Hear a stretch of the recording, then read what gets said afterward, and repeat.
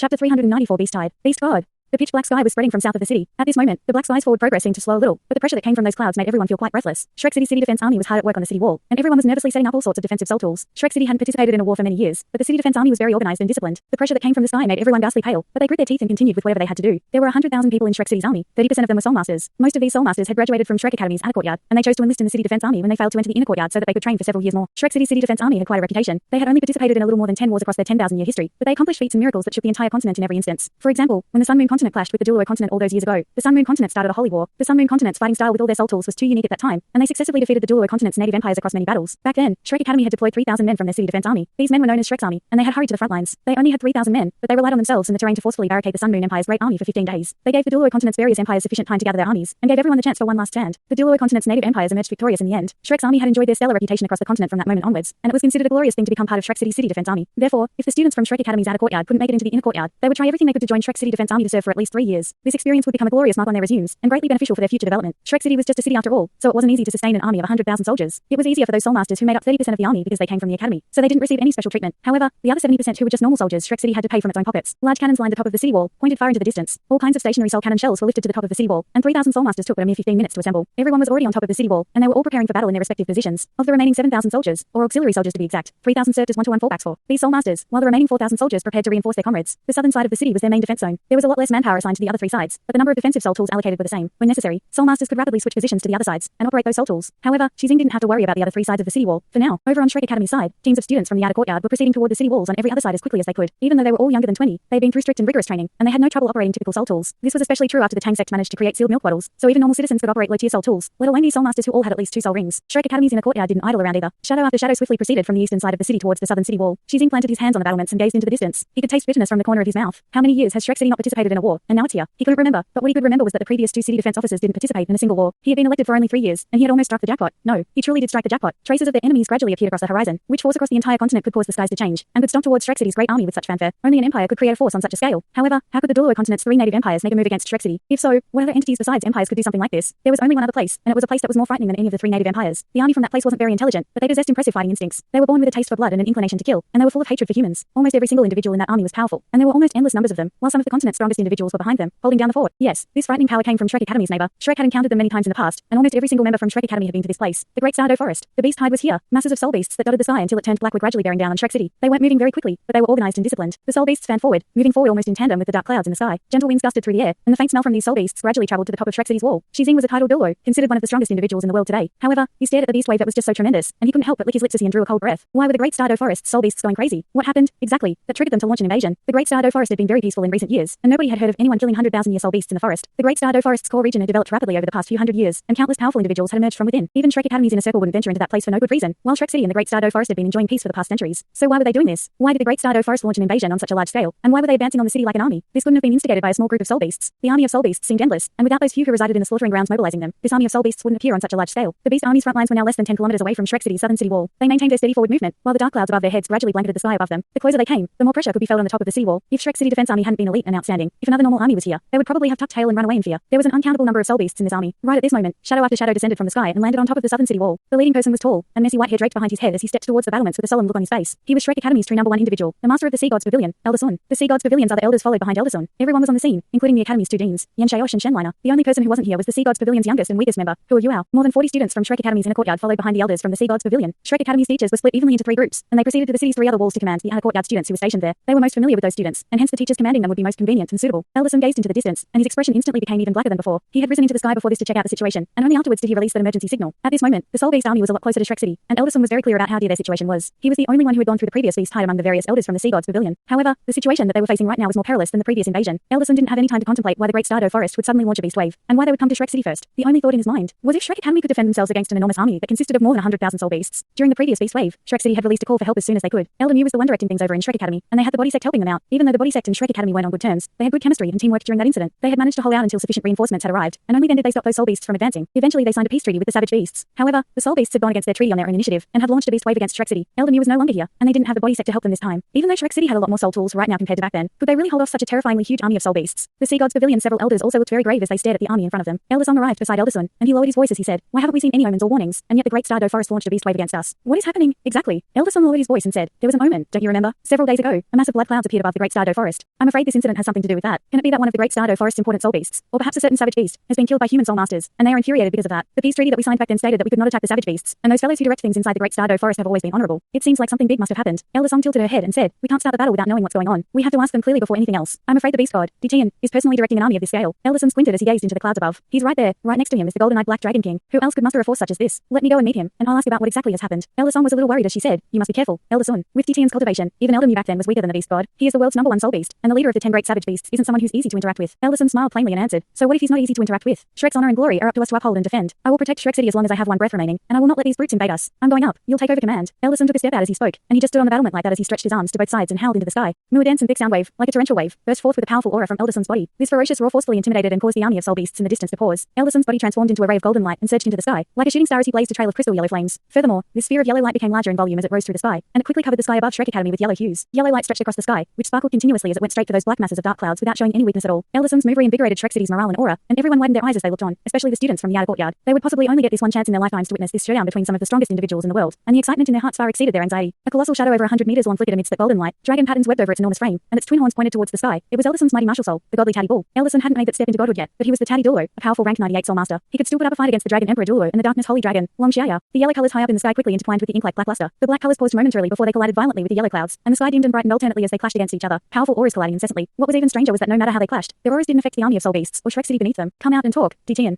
Elder Sun's deep and dense voice echoed through the heavens. Even though he was the only one talking, everyone from Shrek City and the army of soul beasts could hear him clearly. "You're the Taddy." Another icy cold voice resonated across the skies in similar fashion. However, when this voice appeared, the final sounds of Elder Sun's voice were instantly shattered, as if someone had forcefully cut him off. Black clouds riled up vigorously, and an enormous dragon whose size couldn't be distinguished shimmered amidst the dark clouds. Its entire body was covered with pitch black scales, but it shone with dark purple colors within those dark clouds. "Yes, it's me. Ditian, you have gathered so many soul beasts from the great Douluo forest to Shrek Academy without any consideration of the consequences. Why have you done this?" Elder Sun asked loudly with a deep voice. Ditian's icy cold voice could be heard once more. "Why? You despicable humans are actually asking me why? Over these years, when have humans ever stopped harming and killing us soul beasts? Soul beasts have been living in seclusion within habitats like the great Douluo forest, but humans have never stopped disturbing us. Humans have been killing my kin and my brethren, and humans have mutilated their corpses so as to boost their own strength. Soul beasts have been dwindling in number from the beginning to the end, but there are more and more soul masters. If this is allowed to continue, in the long run, soul beasts will be extinct one day." Elder Sun thought for a moment and said, "We are equally aware of this problem. Ditian, you have to understand that humans don't wish for that to happen, either. However, the existence of martial souls has formed this food chain, and soul masters have to hunt and kill soul beasts to obtain soul rings if they want to become stronger. We are thinking of anything we can do to substitute soul rings, and we are in the midst of such research right now. For now, however, it seems like there are still sufficient numbers of soul beasts. Furthermore, are you saying that soul beasts haven't killed humans before? The number of humans who have ventured into your habitats and gained something are far fewer than the number of soul masters that soul beasts have murdered. This matter has always been mutual. Furthermore, have you forgotten about the peace treaty we signed back then? You are the beast god. Will you go against your word?" Ditian laughed coldly and said, "Don't try to lie to me. The dragon god Douluo didn't find a way to substitute soul rings back then, and I don't believe you guys can do that, either. As for the treaty, you have the audacity to talk to me about that. If your memory still serves, you should remember that there was an extremely important existence within the great Douluo forest, the three-eyed golden lion." "The three-eyed golden lion?"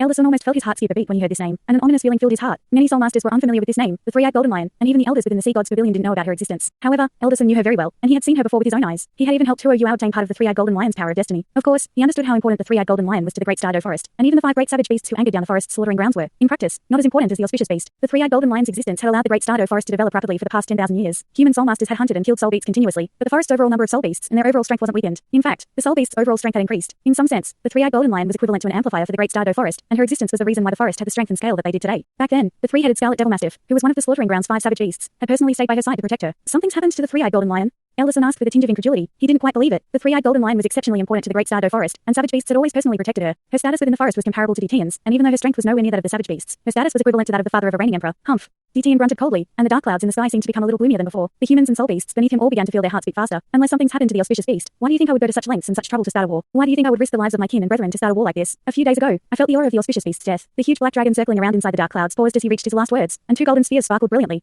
They were his eyes. The beast god Ditian's original body was a golden-eyed black dragon king who had more than 800,000 years of cultivation. The black dragon's blood was the purest next to the golden dragon and the silver dragon, and Ditian was likely to be the only living being across the entire continent who was a pure-blood black dragon. He had been alive for 800,000 long years, and he had seen almost every change that had happened to the continent. Once that powerful aura was released, Elder Sun felt his scalp tense, even with his cultivation rank. "The auspicious beast is dead?" Ellison drew a cold breath. If that was the case, the Great Stardo Forest would have good reason to launch a beast wave like this. The auspicious beast was far too important, because she was connected to the future of the entire forest, and she was very beneficial to the savage beast's chances of breaking through bottlenecks. This time, they were in deep trouble. Ellison took a deep breath. The yellow light around the godly taddy ball became stronger at the same time as he said, I'm very sorry, Ditian, but the auspicious beast is dead. However, the auspicious beast has always been residing in the Great Stardo Forest, and she's personally protected by several of your strongest individuals. How could anything have happened to her? Are you saying that someone managed to kill the auspicious beast from underneath your protection? The ferocity emanating from Ditian's body receded a little. He muttered coldly, of course nobody would have been able to kill the auspicious beast inside the forest. The auspicious beast's status in the Great Stardo Forest transcended all else. And even though I was unwilling to restrain her excessively, not long ago, she used a fake body in closed-door cultivation, while her own body secretly slunk out of the forest. She should have entered the world of humans, and even individuals like us won't disturb her when she's in closed-door cultivation. Who would have expected that such grievous news would come several days ago? The auspicious beast, the three-eyed golden lion, had departed the Great Stardo Forest, and had passed away in the human world. Ellison lowered his voice and said, I express deep regret once more for the auspicious beast's death. However, since she met her demise after she left the forest, how can you be sure that us humans did her wrong? I can understand your sorrowful emotions, but you cannot use the lives of countless humans and soul beasts to wash away your grief. Ha ha ha ha. The beast god, Ditian suddenly laughed ominously, as if he had just heard some joke. Nothing to do with humans. Do you know how the auspicious beast died? Let me tell you, my aura was intimately connected to that of the auspicious beast, and I could clearly feel the state that she was in when she died. She sacrificed herself for a human, and she willingly became someone's soul ring. How can you say, then, that this has nothing to do with humans? What? Ellison couldn't maintain his composure anymore after this. Many different possibilities of how the auspicious beast might have met her demise had appeared in his mind over that short period of time. He understood, naturally, that the auspicious beast was likely to have died at the hands of a human soulmaster. However, exceptions could occur, and he was still thinking about how he could convince Ditian to withdraw his army when he was met with such a reply. Ellison's voice was evidently a little more rushed now. He said angrily, Ditian, even if you want to frame others for this, you have to find a reliable and believable reason. The Emperor Beast, the three-eyed golden lion, offered herself to a human soulmaster. Do you even believe your own words? You can try asking the other soul beasts in the forest. Do they believe this? You are clearer than I am about what the Emperor Beast's existence entails. Could she even offer herself to a human? Ditian said coldly, nothing is impossible. The Emperor Beast was born with intelligence comparable to you humans, and she must have walked into the world of humans because she was curious. The Emperor Beast was born from the destiny of the heavens, and she has always acted according to destiny. There are far too many things that can taint and pollute her in the human world, and problems appeared in the Emperor Beast's way of thinking because of these pollutions. Don't try to absolve yourself of responsibility. The only humans that the Emperor Beast saw before she left the forest were you and your students. I heard from the Scarlet King that, back then, one of your students interacted with her. I am very sure that whatever's happened to the Emperor Beast has something to do with that student of yours. Hand him over, and my army will not invade Shrek City. Otherwise, we will wash Shrek with blood, and we will exterminate everything and everyone. Ellison's attitude changed a little as he listened to Ditian's words. There was no question that Huo Yuao was the person who Ditian was talking about. Ellison was the perpetrator back then, so he knew, as he was the one who had helped Huo Yuao obtain part of the three-eyed golden lion's power of destiny, and he was the one who had helped Huo Yuao open his eye of destiny. Does this mean that the three-eyed golden lion offered herself to Yuao? He thought about Huo Yuao going missing recently in the Sun Moon Empire. He's likely to have encountered danger of some kind. Perhaps, what Ditian has said isn't impossible. However, when did the three-eyed golden lion get together with Yuao? Why has he never mentioned this to me before? Ditian, I cannot agree to your request. That student you're looking for isn't even in the academy, and even if he were, how could I give one of my academy students to you? Ellison's voice became plain and composed. He was very clear as he watched the way Ditian was behaving that the Beast Wave's invasion was inevitable. Even if he gave Huo Yuao to Ditian, the Emperor Beast's death was enough to instigate these savage beasts' aggression and hostility. Even if they didn't attack Shrek, they would attack other cities, and Shrek would have to take on the responsibility of fighting them off. Ditian's voice instantly grew cold. Does this mean that you're not willing to hand that rascal over at the cost of endless lives and bloodshed? Ellison muttered coldly, you wish to fight, then let's fight. How can you step over Shrek's glory as and when you want to? You're courting death. Ditian roared furiously into the sky, and dark clouds surged as he shouted ferociously at the top of his voice. Charge. The soul beasts that had initially stopped outside Shrek City now began to move like a tsunami when they heard Ditian's order. All kinds of lights shone from these soul beasts, and every single one was filled with manic and crazy auras as they charged toward Shrek City. You dare, Ditian. Ellison howled as the godly Caddy Bull's colossal frame began trotting through the sky. He stepped on yellow clouds as he charged toward Ditian with his twin spiral horns. Ditian's tremendous dragon wings stretched out as dark clouds rose from behind his back. He opened his mouth, and a huge black pillar of fire more than 10 meters in diameter erupted toward Ellison. Ellison's horns glowed at the same time, and his dark brown horns swiftly became glossy and transparent, as if they were sculpted from diamonds. Two diamond-like beams of light merged into one and went straight for that black flame pillar. Boom! The mountains trembled and the earth shook in that moment. Even though they were fighting thousands of meters in the sky, the world quivered along with their collision. Ditian didn't move an inch and hovered in the distance, but Ellison's forward momentum was halted forcefully after this clash. Evidently, there was still quite a gap between Ellison's cultivation and that of Ditian. Ditian's large golden eyes flowed with disdain and indifference as he flapped his huge dragon wings toward Ellison. The sky turned black in that instant. The yellow clouds were initially at a standoff against dark clouds, but this situation changed in the blink of an eye. Dark clouds loomed over the skies, and everything that was yellow was immediately swallowed in that moment. Even Ellison's body suffered the same fate, and the great earth was covered in darkness as countless purple lightning bolts flickered and sparkled amongst the dark clouds. That immense pressure sufficiently portrayed the spectacular sight of the dark clouds bearing down on a city and threatening to overwhelm it. The spectacular sight made Shrek City Defense Army and everyone from Shrek Academy feel stifled. The number one soul beast in the world, the leader of the 10 great savage beasts, the beast god, the dictator of the Great Stardo Forest, the golden-eyed black dragon king.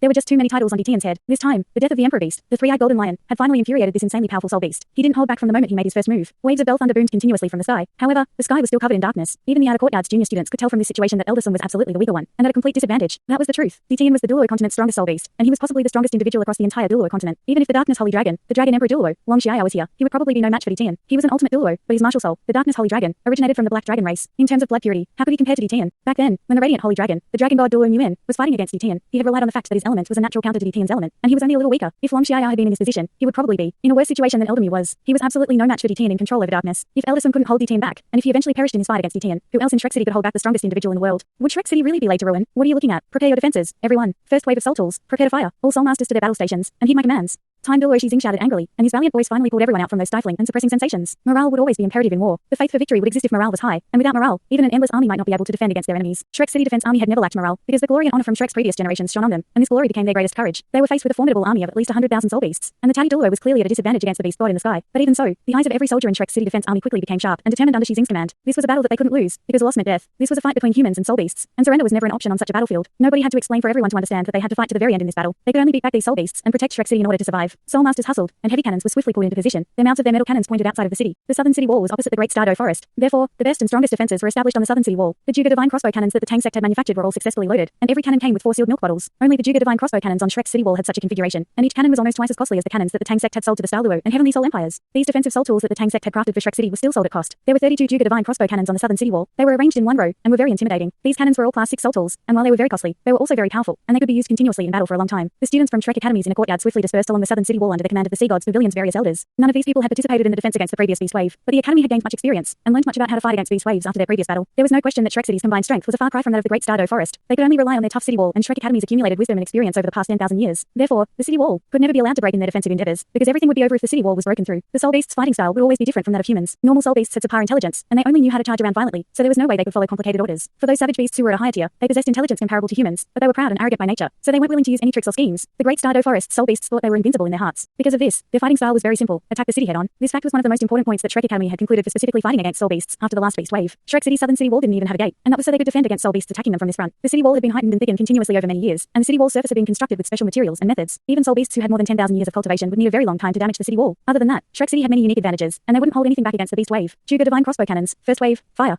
Xing shouted at the top of his voice. The beast wave surged forward, charging within 3 kilometers of Shrek City in the blink of an eye. The closer they came, the clearer their frightening numbers became. Thanks so much for watching this video. Don't forget to hit the like button and subscribe. Also leave a comment down below with suggestions on what novels to read.